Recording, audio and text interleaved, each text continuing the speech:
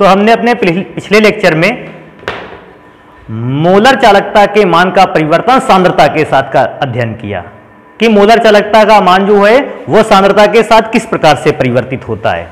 तो मोलर चालकता की वैल्यू सांद्रता के साथ जो परिवर्तित होती है ये दो प्रकार के विद्युत अपघट्यों के लिए पढ़ा गया, एक प्रबल विद्युत अपघट्यों के लिए, एक दुर्बल विद्युत अपघट्यों के लिए।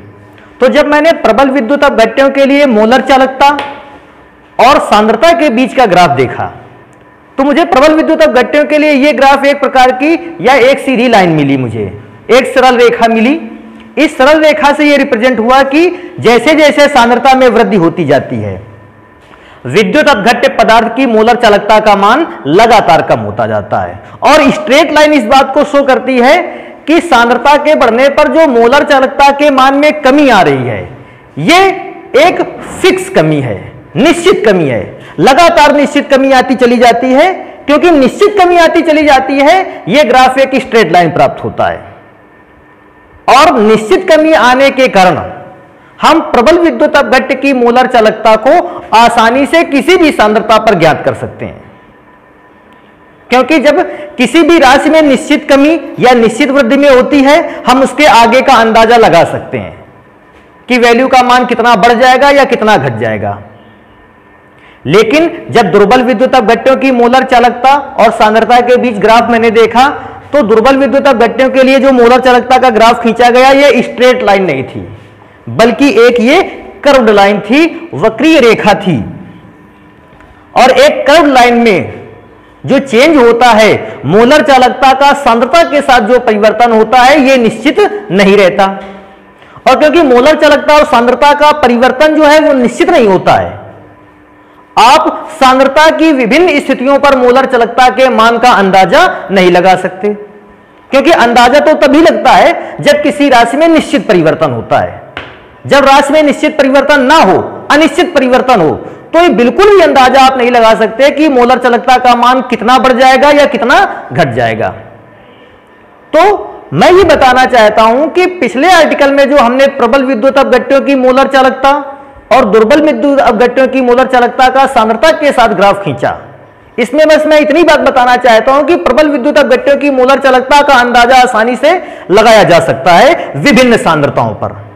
लेकिन दुर्बल विद्युत अपघट्यों की मोलर चालकता का ग्राफ क्योंकि कर्व्ड था, मुड़ा हुआ था, इसकी मोलर चालकता का विभिन्न सांद्रताओं पर अंदाजा लगाना कठिन है या विभिन्न सांद्रताओं पर विद्युत अपघट्यों जो कि दुर्बल विद्युत अपघट्य हैं इनकी मोलर चालकता को ज्ञात कर पाना अत्यंत कठिन है।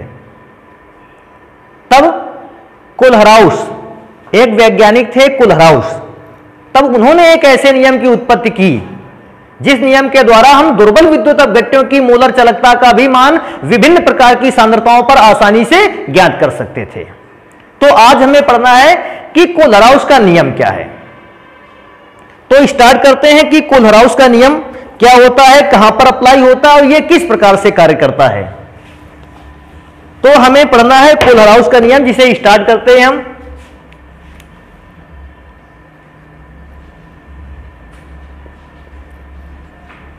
कुलहराउस का नियम, कुलहराउस का नियम।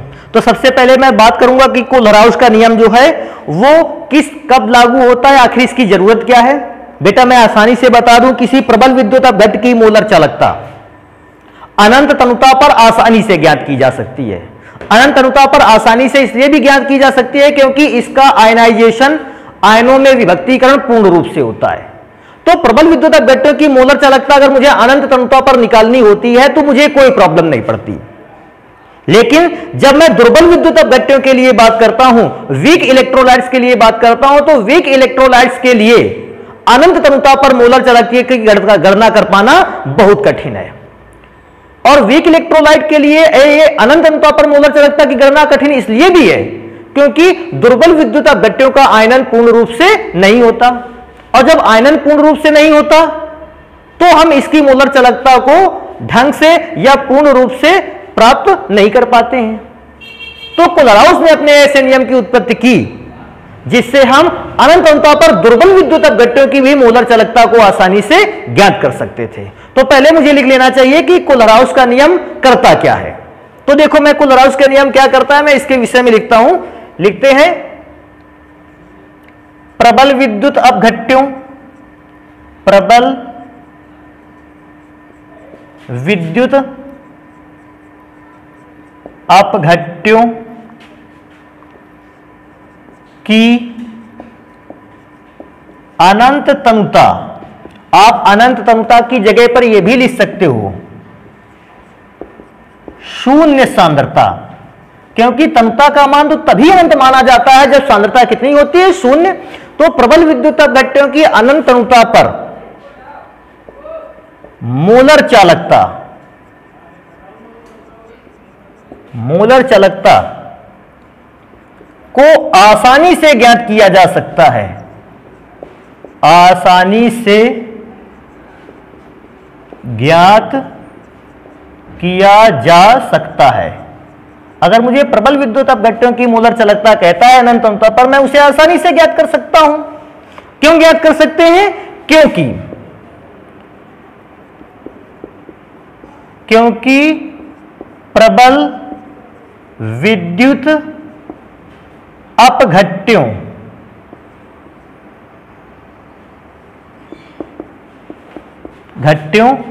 का आयनन, आयनन का मतलब समझते होगे आयनों में टूटना, आयनन लगभग पूर्ण रूप से हो जाता है, लगभग पूर्ण रूप से हो जाता है, से हो जाता है। क्योंकि आयनन पूर्ण रूप से हो गया, हम आसानी से पहचान सकते हैं कि विद्युत अपघट्य की मोलर चालकता का मान क्या है। परंतु यही अनुभव मैं जब दुर्बल विद्युत अपघट्यों पर करता हूं तो मुझे क्या रिजल्ट मिलते हैं, परंतु दुर्बल विद्युत अपघट्यों, दुर्बल विद्युत अपघट्यों, परंतु दुर्बल विद्युत अपघट्यों की मोलर चालकता, मोलर चालकता को ज्ञात कर पाना, को ज्ञात कर पाना, ज्ञात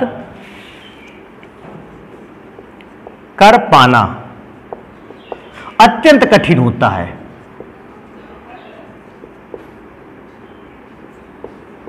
अत्यंत कठिन होता है। अब बात आते हैं कि दुर्बल विद्युत अपघट्य की मोलर चालकता को ज्ञात कर पाना कठिन क्यों होता है। तो उसका भी रीजन है क्योंकि जो दुर्बल विद्युत अपघट्य होते हैं ये कंप्लीटली आयनाइज्ड नहीं होते, पूर्ण रूप से आयनों में नहीं टूटते। कठिन होता है क्योंकि ये पूर्णतया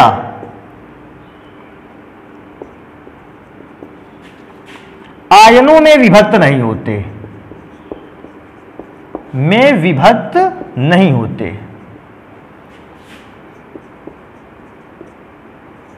नहीं होते हैं।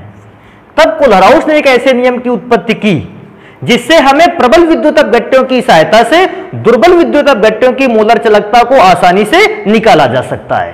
क्योंकि देखो फिर मैं इस बात को रिपीट कर दूं, प्रबल विद्युत अपघट्यों की मोलर चालकता तो हम निकाल ही सकते हैं, निकाल किसकी नहीं सकते, दुर्बल विद्युत अपघट्यों की मोलर चालकता। तो कोलराउस ने बताया अगर आप प्रबल विद्युत अपघट्यों की मोलर चालकता निकाल सकते हो तो आप प्रबल विद्युत अपघट्यों की मोलर चालकता की सहायता से आप दुर्बल विद्युत अपघट्यों की मोलर चालकता को कैसे निकाल सकते हैं, इस नियम को बताया था कोलराउस ने। तो मैं इस लाइन को भी लिखे देता हूं नीचे। अतः कोलराउस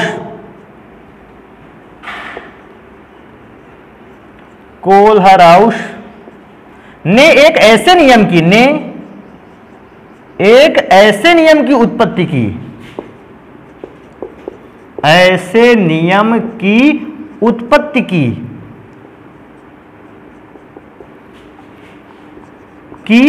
जिसके द्वारा प्रबल विद्युत अपघट्यों की प्रबल विद्युत अपघट्यों, प्रबल विद्युत अपघट्यों की मोलर चालकता की सहायता से, मोलर चालकता की सहायता से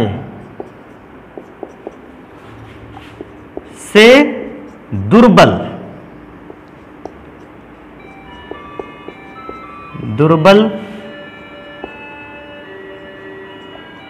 विद्युत अपघट्यों की मोलर चालकता का मान आसानी से ज्ञात किया जा सकता है। मान आसानी से ज्ञात किया जा सकता है।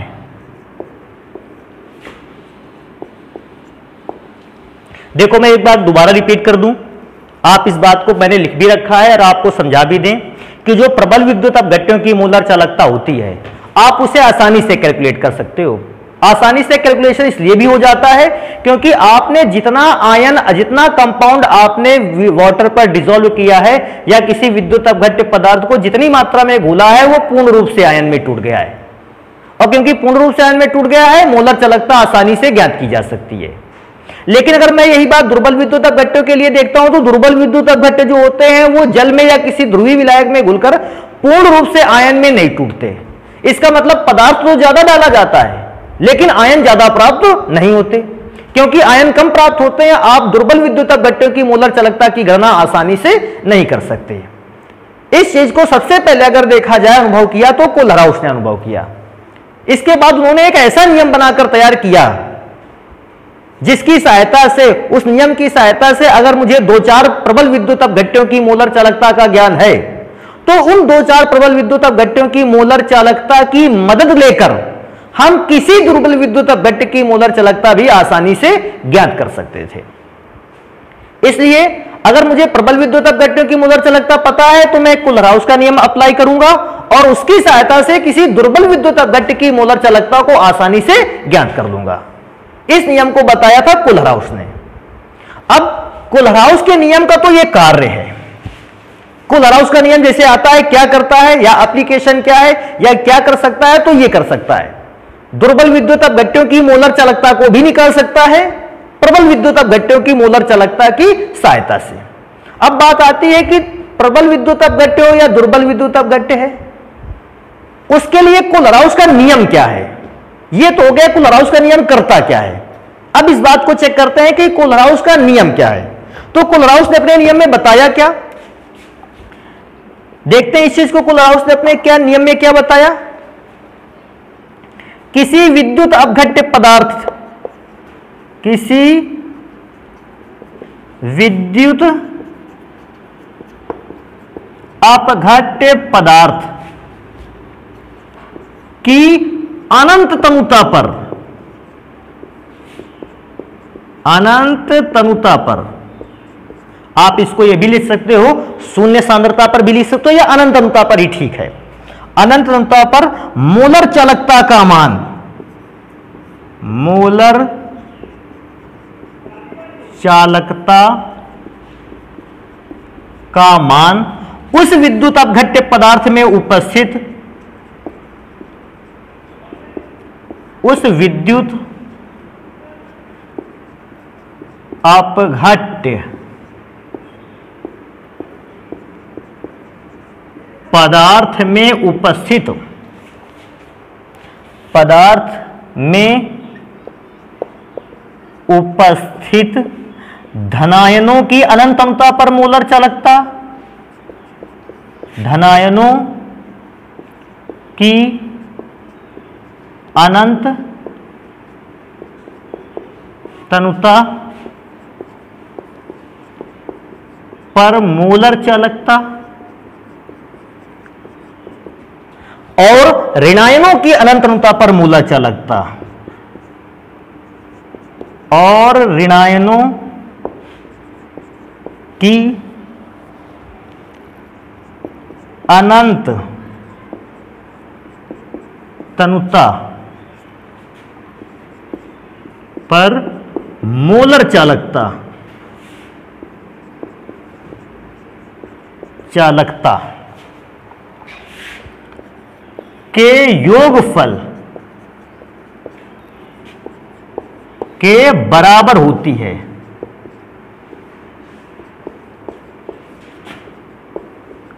बराबर होती है। तो ये हो गया कुलराउस का नियम।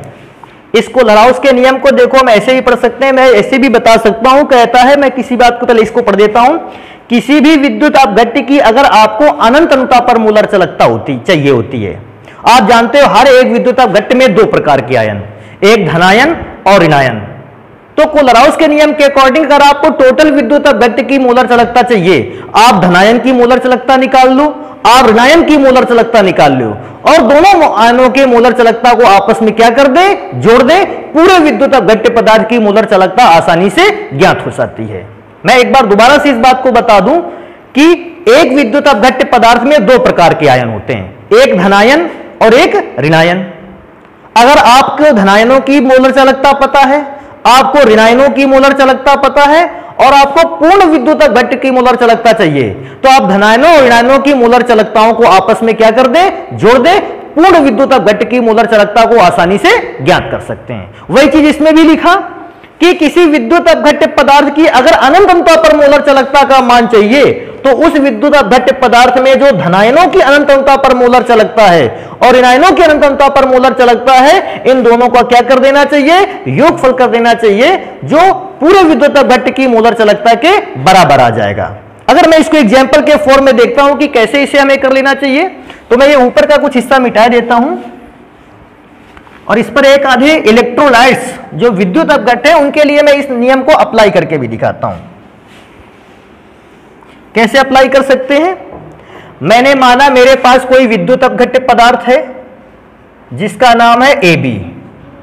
यह विद्युत अपघट्य पदार्थ है, क्योंकि अगर विद्युत अपघट्य पदार्थ सांद्र अवस्था में या शुद्ध अवस्था में है तो यह आयनों में नहीं टूटने वाला।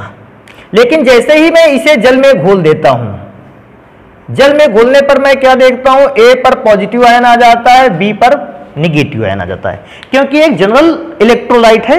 ये ऐसा इस टाइप का कोई इलेक्ट्रोलाइट ऐसा होता नहीं, लेकिन मैंने ऐसा मान रखा है अगर AB प्रकार का कोई भी इलेक्ट्रोलाइट हो और वो इस तरह से आयन में टूटता है, तो बोलता क्या है, मुझे धनायनों की मोलर चालकता को निकाल लेना चाहिए, मुझे ऋणायनों की मोलर चालकता को निकाल लेना चाहिए और दोनों को आपस में जोड़ दें, तो पूरे विद्युत अपघट्य पदार्थ की मोलर चालकता आ सकती है। या मैं दूसरे शब्दों में देखो कैसे देखता हूं कि किसी विद्युत अपघट्य पदार्थ की अनंत अनुता पर मोलर चालकता, तो मैं AB नाम के विद्युत अपघट्य पदार्थ की अनंत अनुता पर मोलर चालकता लिखता हूं। पदार्थ AB की अनंत तनुता पर मोलर चालकता, मोलर चालकता को कैपिटल लैम्डा M से लिखते थे, यह इंफिनिटी का साइन इस बात को बताता है अनंत तनुता पर। AB क्या हो गया, विद्युत अपघट्य पदार्थ। अगर आपको AB की अनंत अनुता पर मोलर चालकता का मान चाहिए, तो बोलता है आप धनायनों की मोलर चालकता निकालो, ऋणायनों की मोलर चालकता निकालो और दोनों को आपस में क्या कर दो, जोड़ दो। तो मैं धनायनों की मोलर चालकता निकालता हूं। धनायनों का मतलब है A+ आयन की अनंत तनुता पर मोलर चालकता। अब ध्यान रखने वाली बात है, क्योंकि ये टोटल केमिकल था, पूरा का पूरा AB कंपाउंड था, पूरे कंपाउंड की मोलर चालकता के लिए लैम्डा कैपिटल यूज किया गया है।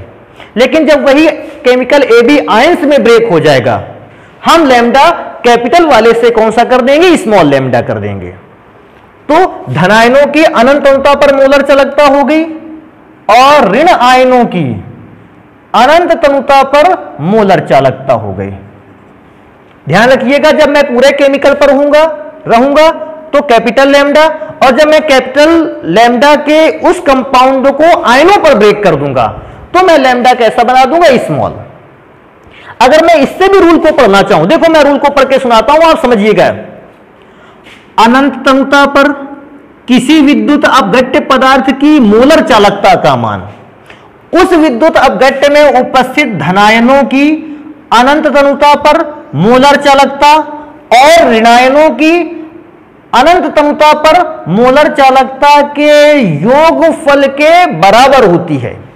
तो आप इसको आसानी से पहचान सकते हो कि किसी विद्युत अपघट्ट की मोलर चालकता को निकालने के लिए हम उसे उसके आयनों की मोलर चालकता में कैसे रिप्रेजेंट कर सकते हैं। ये तो जनरल फॉर्म हो गया। अब जैसे मेरे पास आता है कोई इलेक्ट्रोलाइट मुझे दे देता है, सेकेंड पार्ट में मैं लिखता हूं, जैसे मुझे एक इलेक्ट्रोलाइट मिला है NaCl। अब मुझे NaCl के लिए अनंतता पर मोलर चालकता के मान की गणना करनी है कि कोलराउस के नियम के आधार पर ये NaCl की अनंतता पर मोलर चालकता कैसे निकाली जाए। तो मुझे सबसे पहले पता कर लेना चाहिए कि NaCl जो है, जब भी हम इसको जल में घोलते हैं या किसी ध्रुवीय विलायक में घोलते हैं, ये आयनों में कैसे ब्रेक होता है। तो Na+ में ब्रेक होता है और Cl- में ब्रेक होता है जब इसे जल में घोला जाता है। तो मैं इसे लिखे भी देता हूं कि जल में इसे क्या कर दिया गया, घोल दिया गया। क्योंकि स्ट्रॉन्ग इलेक्ट्रोलाइट है, एरो का सिंबल केवल एक दिशा में। वीक इलेक्ट्रोलाइट होता तो मैं ऐसा मान लेता कि एरो रिवर्सिबल, क्योंकि मुझे ये पता नहीं था स्ट्रॉन्ग है कि वीक है, मैंने दोनों ओर एरो लगा रखा है।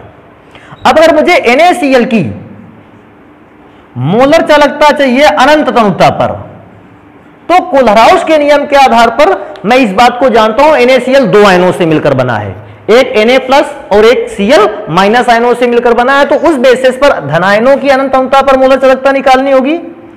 धनायनों की अनंततमता पर मोलर चालकता, फिर से मैं इस बात को रिपीट कर दूं, टोटल कंपाउंड के लिए कैपिटल लैम्डा m और उसके ब्रेक हुए आयनों के लिए स्मॉल लैम्डा m।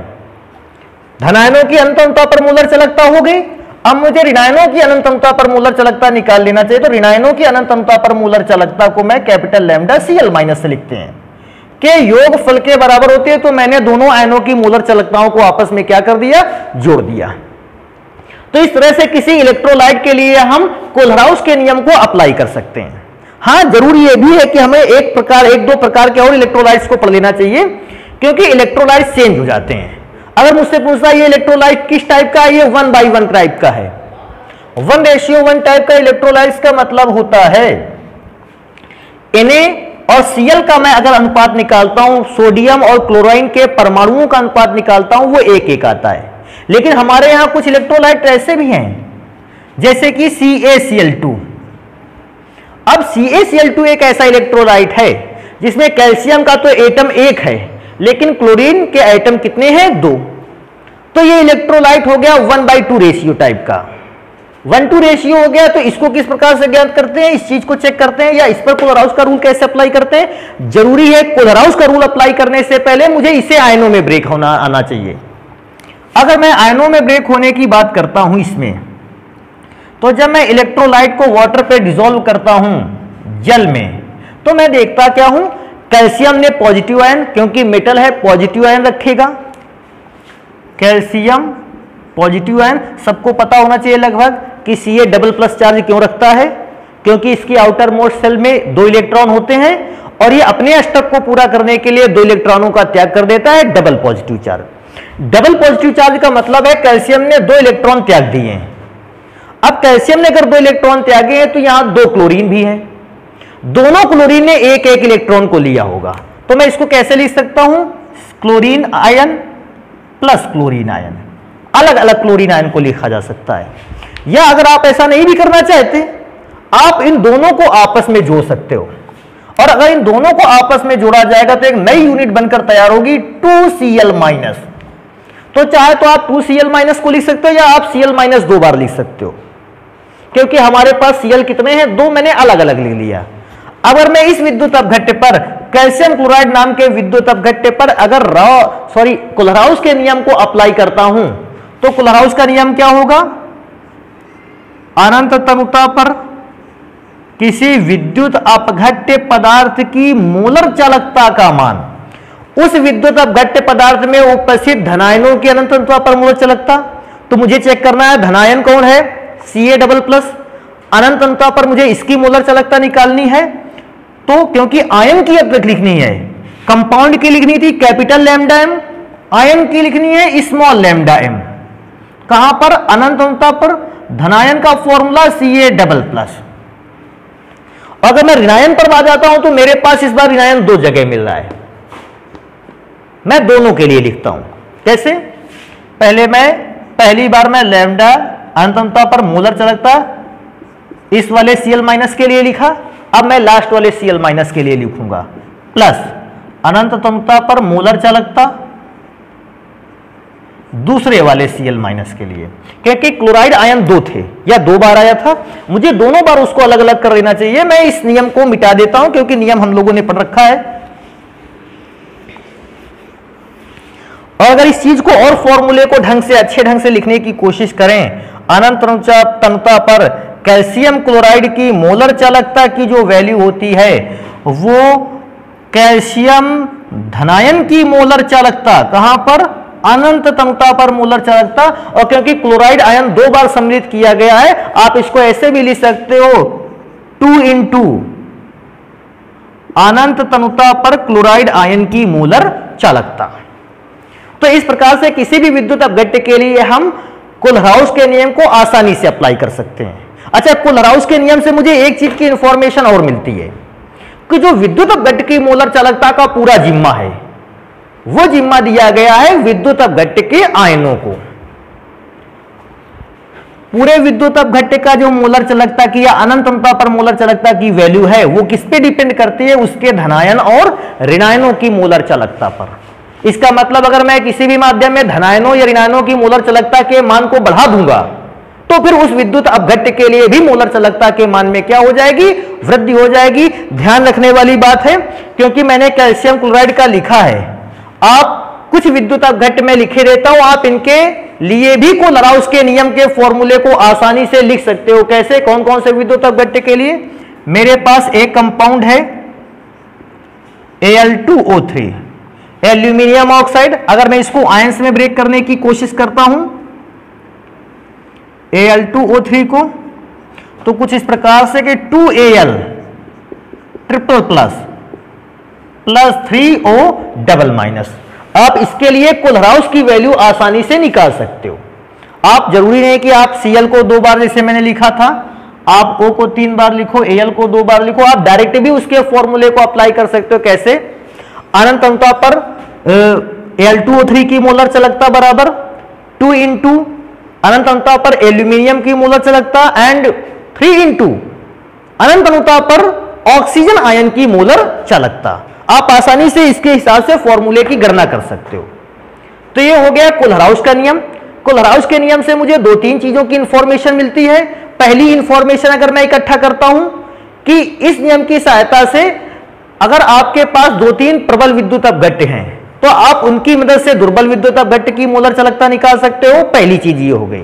दूसरी कि कोई भी विद्युत अपघट्य है अगर वो आयन में टूटता है, पक्का अगर विद्युत अपघट्य है तो वो विलायक में के कांटेक्ट में आने पर आयन में टूटेगा। तो पूरी विद्युत अपघट्य की जो मोलर चालकता की वैल्यू है उसके आयनों पर डिपेंड करेगी। आयनों पर डिपेंड करने की एक और खासियत है, अगर फॉर्मूले को चेंज कर दिया जाए। फॉर्मूले को कैसे चेंज किया जाए? मैं 2 फॉर्मूले बनाकर दिखा रहा हूं, देखो ऐसे। अब अगर मेरे पास Na प्लस NaCl पहला विद्युत अपघट्य है, मेरे पास KCl दूसरा विद्युत अपघट्य है। अब अगर मैं दोनों की मोलर चालकताओं को निकालूं तो NaCl की मोलर चालकता को निकालने के लिए मुझे Na की मोलर चालकता और Cl की मोलर चालकता चाहिए, सोडियम आयन की और क्लोराइड आयन की मोलर चालकता नहीं चाहिए। अगर मैं KCl की मोलर चालकता को ज्ञात करता हूं तो मुझे पोटेशियम आयन और क्लोराइड आयन दोनों की मोलर चालकताएं चाहिए। अब देखिए दोनों केमिकल अलग अलग हैं, ये सोडियम क्लोराइड है, ये पोटेशियम क्लोराइड है, लेकिन मैं अगर एक्सपेरिमेंट के थ्रू चेक करूं क्या दोनों में क्लोराइड आयन है, ये NaCl का क्लोराइड आयन है, ये KCl का क्लोराइड आयन है, दोनों अलग अलग केमिकल के क्लोराइड आयन है। अगर मैं इसमें क्लोराइड आयन की चालकता को चेक करता हूं और इसमें क्लोराइड आयन की मोलर चालकता को चेक करता हूं तो दोनों ही फॉर्मूलों में क्लोराइड आयन की मोलर चालकता का मान एकदम सेम आता है, बराबर आता है। तो मुझे कुलराउस के नियम से तीसरी चीज आती है समझ में कि आप विद्युत अपघट्य चाहे जो ले आओ, लेकिन अगर उनमें कोई 2 आयन आपस में बराबर हैं, आपस में इक्वल हैं, तो विद्युत अपघट्य अलग अलग होने पर भी उनके आयन समान होने पर समान आयनों की मोलर चालकताएं भी समान होती हैं। आपके पास दो केमिकल है, मैं एक बार दोबारा से इसको रिपीट कर देता हूं रूल को, आप शायद और कंफर्म हो जाए। आपके पास पहला केमिकल है KNO3, आपने इसकी मोलर चालकता निकाली। इसकी मोलर चालकता को निकालने के लिए आपको दो आयन की मोलर चालकता चाहिए। किसके किसकी चाहिए? सबसे पहले पोटेशियम आयन की मोलर चालकता चाहिए, फिर आपको नाइट्रेट आयन की मोलर चालकता चाहिए। अब मेरे पास दूसरा केमिकल है NaNO3, सोडियम नाइट्रेट। अगर मुझे सोडियम नाइट्रेट की अनंत अनुता पर मोलर चालकता चाहिए तो मैं इसके लिए दो आयनों की मोलर चालकता ध्यान दूंगा। कौन कौन सा? कि मुझे Na+ आयन की मोलर चालकता पता चल जाए और मुझे NO3 नाइट्रेट आयन की मोलर चालकता पता चल जाए। अब मैं क्या चेक करता हूं, अगर मैंने दोनों केमिकल्स के लिए एक्सपेरिमेंट किया है और मैं इस केमिकल के लिए भी नाइट्रेट आयन की मोलर चालकता निकालता हूं अलग, और इस केमिकल के लिए नाइट्रेट आयन की मोलर चालकता निकालता हूं अलग, तो मैं देखता क्या हूं, ऊपर वाले केमिकल के नाइट्रेट आयन की मोलर चालकता और नीचे वाले केमिकल के लिए नाइट्रेट आयन की मोलर चालकता दोनों आपस में कैसी मिलती हैं? बराबर। इसका मतलब ये KNO3 से नाइट्रेट आयन की मोलर चालकता थी, ये सोडियम नाइट्रेट से नाइट्रेट आयन की मोलर चालकता थी। दोनों केमिकल के डिफरेंट थे, लेकिन जब क्योंकि उनके आयन समान थे, समान आयनों की मोलर चालकताओं के मान समान होते हैं, तो ये कोलराउस के नियम से हमें आसानी से पता हो जाता है।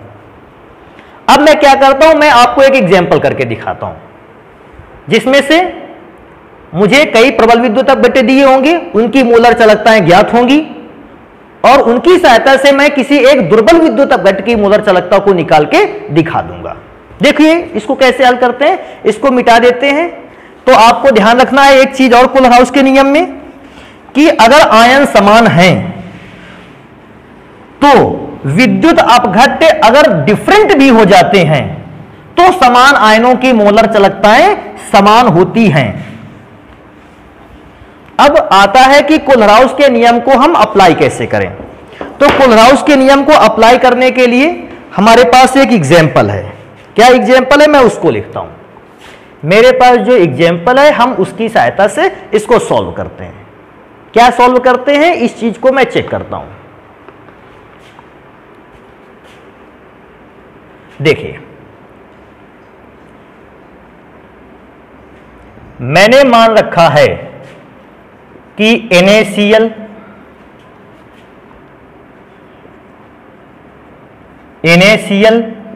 CH3COONA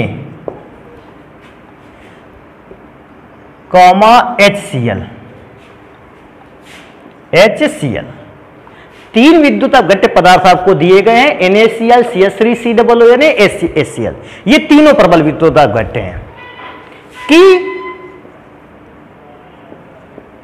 अनंत तनुता पर मोलर चालकताएं क्रमशः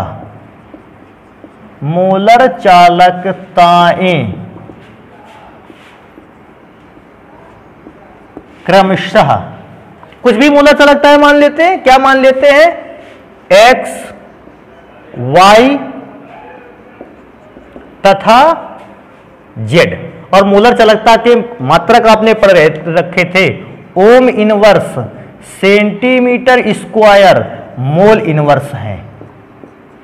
तो मैंने माना कि NaCl जो विद्युत अपघट्य है इसकी टोटल अनंत अनुता पर मोलर चालकता X, CH3COONA की अनंत अनुता पर मोलर चालकता Y और HCl की अनंत अनुता पर मोलर चालकता जो निकली है वो अनंत अनुता पर मोलर चालकता है Z। ये तो तीनों प्रबल विद्युत अपघट्य थे जिनकी मोलर चालकताएं मुझे अनंत अनुता पर पता थी। मुझे चौथे केमिकल की अनंत अनुता पर मोलर चालकता का मान ज्ञात करना है जो कि दुर्बल विद्युत अपघट्य है। तो मैं आगे क्या लिखता हूं, इनकी सहायता से, इनकी का मतलब तीनों जो विद्युत अपघट्यों की मोलर चालकताएं दी गई हैं, इनकी सहायता से एसिटिक अम्ल, फॉर्मूला CH3COOH, ये एक दुर्बल अम्ल है या दुर्बल विद्युत अपघट्य है कि मोलर चालकता अनंत अनुता पर ज्ञात कीजिए, कि मोलर चालकता अनंत अनुता पर ज्ञात कीजिए। अनंत तनुता पर ज्ञात करें, मुझे ये आ जाता है। देखिए आपको मैंने पहले भी बताया था कि प्रबल विद्युत अपघट्यों की मोलर चालकता तो आसानी से ज्ञात हो सकती है, लेकिन कोलराउस का नियम एक ऐसा है जो दुर्बल विद्युत अपघट्यों की भी मोलर चालकता को आसानी से ज्ञात कर सकता है। तो आज मैं इन तीन प्रबल विद्युत अपघट्यों की मोलर चालकता को लूंगा, X को, Y को, Z को, और उसकी मदद से मैं एसिटिक अम्ल की अनंत तनुता पर मोलर चालकता को निकाल के देखेंगे हम लोग कैसे निकाली जा सकती है। तो मैं कोलराउस के रूल को अप्लाई करना स्टार्ट कर देता हूं, देखता हूं कोलराउस का नियम किस प्रकार से कार्य करता है। सबसे पहले मुझे NaCl की पता होना चाहिए। अगर मुझे अनंत तनुता पर मोलर चालकता पता हो जाए NaCl की, तो यार NaCl की अनंत तनुता पर मोलर चालकता कितनी है? X। मैं यहां लिखे देता हूं X ohm inverse centimetre square mole inverse. अभी मैंने इतनी जगह बीच में क्यों छोड़ दी? क्योंकि कोलराउस का नियम हमने पढ़ रखा था, मैं उसको अप्लाई करता हूं। इसके लिए कोलराउस का नियम अप्लाई होगा तो ये टोटल विद्युत अपघट्य है कैपिटल लैम्डा m। अब मैं इसको आयन में ब्रेक करूंगा तो कैपिटल लैम्डा टूटेगा स्मॉल लैम्डा में, और आयन की चालकताओं को लिखना होगा तो पहले Na प्लस आयन की चालकता, और फिर मुझे मोलर चालकता को लिखना होगा Cl माइनस आयन की मोलर चालकता। तो इस कंपाउंड को कोलराउस के नियम के अकॉर्डिंग ब्रेक कर लिया, जिसकी value X ohm inverse centimetre square mole inverse है, ये मुझे पहले से पता है। मैंने पहले वाले को ब्रेक कर लिया, ये मेरे लिए हो गया इक्वेशन नंबर फर्स्ट। अब मैं सेकेंड वाले केमिकल को लेता हूं। कैसे इसको लिख सकते हैं? कैपिटल लैम्डा m अनंत तनुता पर मोलर चालकता किसकी? CH3COONA की मोलर चालकता। CH3COO की अनंत तनुता पर मोलर चालकता उसने दे रखी है Y। मैं यहां लिखे देता हूं Y ohm inverse centimetre square mole inverse. ये इक्वेशन सेकंड को बनाएगा, लेकिन वही मेरे लिए सबसे इंपॉर्टेंट चीज, मैंने इसको आयंस में नहीं ब्रेक किया। कैपिटल लैम्डा है, ये टूटेगा स्मॉल लैम्डा में। सबसे पहले एसीटेट आयन, क्योंकि जो सोडियम एसीटेट होता है सबसे पहले एसीटेट आयन में टूटता है और साथ में सोडियम आयन में ब्रेक होता है। तो मैंने इसको भी लिख लिया कोलराउस के नियम के अकॉर्डिंग। मुझे एक और केमिकल फॉर्मूला लिखना चाहिए HCl के लिए, तो मैं यहां लिखता हूं अनंत तनुता पर मोलर चालकता को, किसके लिए? HCl के लिए। HCl के लिए अगर अनंत तनुता पर मोलर चालकता को लिखना होगा तो सबसे पहले अनंत तनुता पर HCl के मोलर चालकता की वैल्यू कितनी है? Z ohm inverse centimetre square mole inverse. ये थर्ड हो गया। अब इसको मैं अगर आयन में ब्रेक करके लिखता हूं तो कैसा आयन ब्रेक होगा इसका? स्मॉल लैम्डा मोलर चालकता अनंत तनुता पर, सॉरी H पे positive charge and molar conductivity eight infinite dilution chloride ion. तो मैं इसको सब पूरे को, जितने भी मेरे पास केमिकल्स थे, स्ट्रॉन्ग इलेक्ट्रोलाइट थे, प्रबल विद्युत अपघट्य, मैंने उनके लिए फॉर्मूला अप्लाई कर लिया। अब मुझे क्या चाहिए? दुर्बल विद्युत अपघट्यों की मोलर चालकता चाहिए, अर्थात CH3COOH की मोलर चालकता चाहिए अनंत तनुता पर।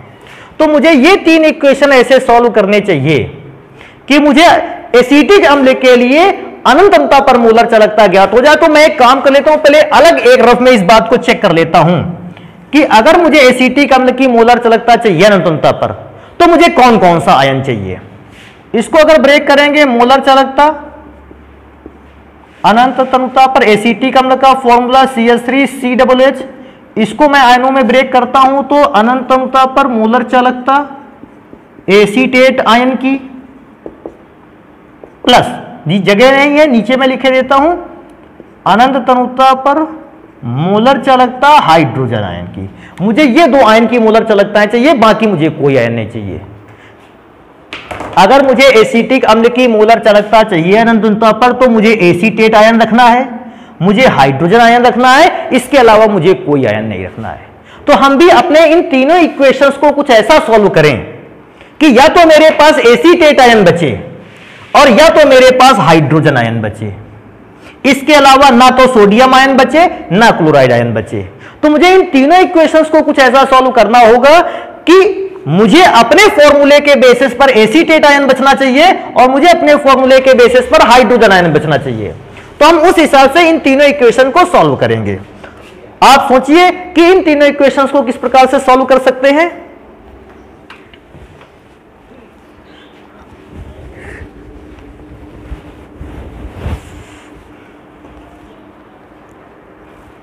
तो अब मैं देखता हूं, देखो मुझे उस ओर चलते हैं। मुझे एसीटेट की चाहिए, तो एसीटेट में मुझे दो आयन, एसीटेट आयन और हाइड्रोजन आयन एक दूसरे के साथ काय में चाहिए, प्लस में।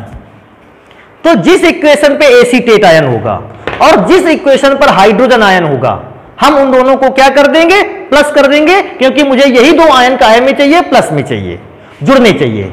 तो मैं क्या देखता हूं, इक्वेशन नंबर सेकेंड और equation number third. Equation number second पर एसीटेट आयन है, इक्वेशन नंबर थर्ड पर हाइड्रोजन आयन है, और मुझे यही दोनों आयन प्लस में चाहिए थे।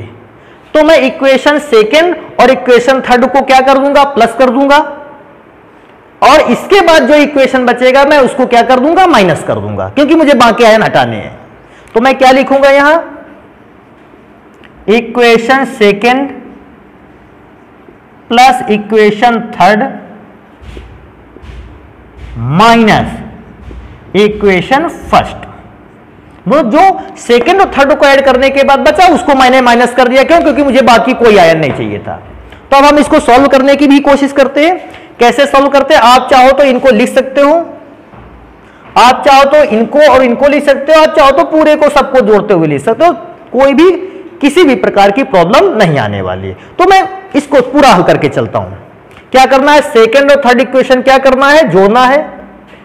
मैं जोड़ता हूं, अनंत तनुता पर मोलर चालकता किसकी, सोडियम एसीटेट की।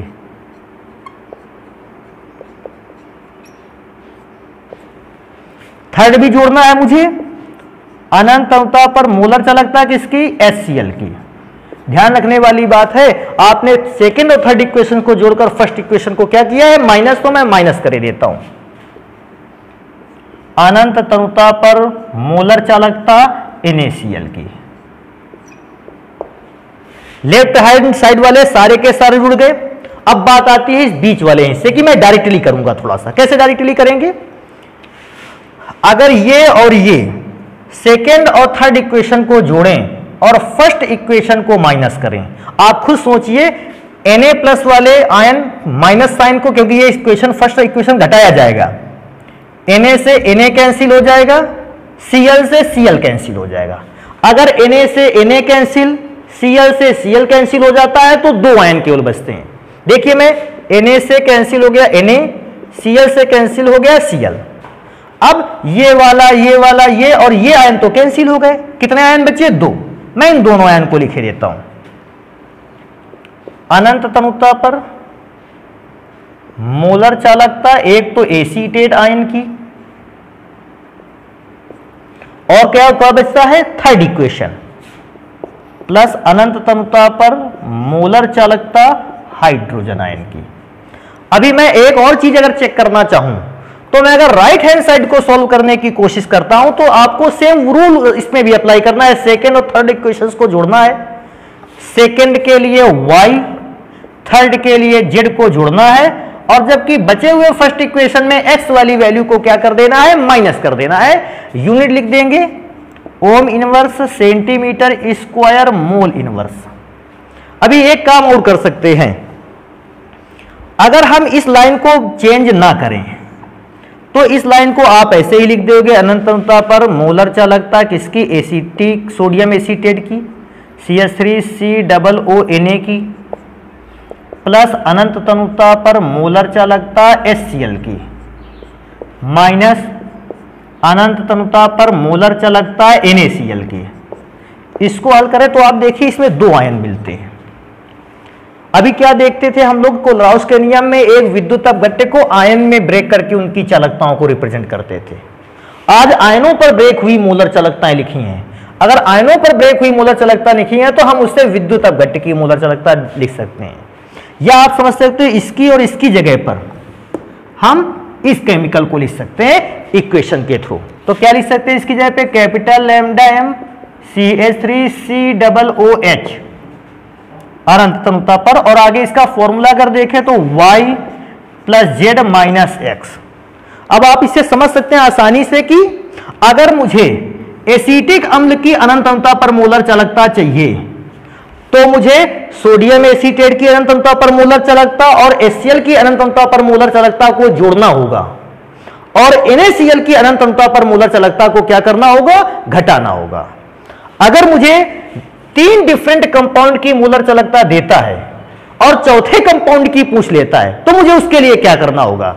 तो एसिटिक अम्ल के लिए मैं इस फॉर्मूले को जान गया हूं कि एसिटिक अम्ल के लिए अगर मुझे पूछता है तो सोडियम एसीटेट और हाइड्रोक्लोरिक अम्ल की अनंत तनुता पर मोलर चालकताओं को जोड़िए और उसमें से NaCl की अनंत तनुता पर मोलर चालकता के मान को क्या कर दीजिए, घटा दीजिए। एसिटिक अम्ल की अनंत तनुता पर मोलर चालकता आ गई। तो आपको ये एग्जाम्पल तैयार रखना है। हालांकि एग्जाम्पल इसके बहुत सारे हैं लेकिन कम से कम आपको एक एग्जाम्पल तैयार रखना है कि 2-3 कंपाउंड की सहायता से हम किसी एक कंपाउंड जो कि दुर्बल विद्युत घटे मोलर चालकता को कैसे निकालें। तो ये हमारा हो गया कोलराउस का नियम। आगे बहुत ही छोटा सा आर्टिकल लगा होगा हमारे लिए, वियोजन स्थिरांक का मान कैसे निकाला जाए। और इसके बाद हम लोग पढ़ेंगे लेक्चर पर सेल को कितने प्रकार के होते हैं, कैसा बिहेवियर करते हैं। तो आज के आर्टिकल पर हम इतनी ही चीजों को रखते हैं। बाकी जो वियोजन स्थिरांक और सेल की गणनाएं हैं या जानकारी है इसको पढ़ते हैं हम नेक्स्ट लेक्चर पर। धन्यवाद।